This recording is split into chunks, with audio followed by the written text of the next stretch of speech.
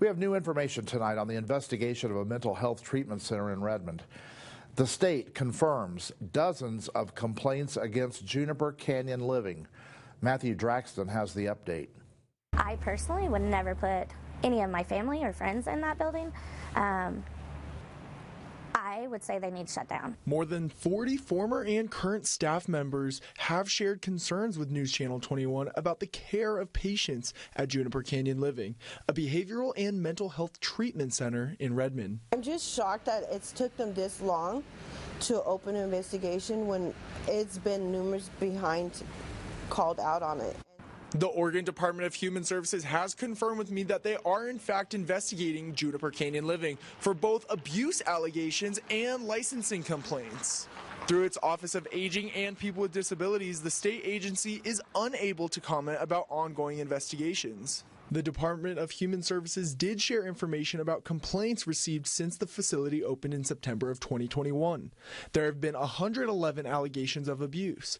Of these, 30 are still under investigation. 17 were substantiated but are still in due process. You know, there was this man that we had cared for, and he was very particular on the people that cared for him. He was laying in his bed in urine and feces because he chose to the people that he wanted to care for him, and the people, because he would have such high behaviors, nobody would go in there and change him. And at the point that we would get a hold of him, we would literally wipe the skin off of his body. It was that bad. I couldn't tell you, the first morning I went in, I pretty much had to change every bedbound person because of how much filth was just there. I've been around lots of bed sores, and that's not how you take care of it.